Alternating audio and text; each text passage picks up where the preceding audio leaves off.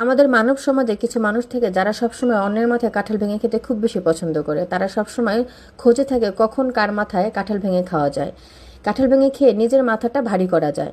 এদেরকে বলা হয় সুযোগ সন্ধানী মানুষ। মহান রব্বুল আলমিন এই সকল মানুষের কাছ থেকে আমাদের সকলকে হেফাজত করুক। আসসালামু আলাইকুম, কেমন আছেন সবাই? আলহামদুলিল্লাহ, আমি ভালো আছি। এই যে দেখতে পাচ্ছেন যে আমি একটা কাঁঠাল ভাঙছি, এটা কিন্তু আমাদের বাড়ির গাছের কাঁঠাল, আমার শ্বশুর বাড়ির গাছের কাঁঠাল। কাঁঠালটি দেখতে ছোট হলেও কাঁঠালটি খেতে কিন্তু খুব স্বাদের। কাঁঠালটি আমি যেদিন ভেঙেছি তখন একটু কাঁঠালটা বেশি পেকে গিয়েছিল, কারণ কাঁঠালটি যেদিন পেকেছে সেদিন ভাঙা হয়নি, তার পরের দিন ভাঙা হয়েছে, তাই একটু কাঁঠালটি নরম হয়ে গেছে। কাঁঠালটি নরম হলেও কিন্তু কাঁঠালটি খেতে খুব স্বাদের ছিল, একদম রসালো রসালো, ঘ্রাণও খুব ভালো ছিল, খেতে খুবই ভালো লেগেছে। বিশেষ করে এই ধরনের কাঁঠালগুলো মুড়ি দিয়ে খেতে একটু বেশি ভালো লাগে, যেহেতু একটু হালকা একটু নরম হয়ে গিয়েছে।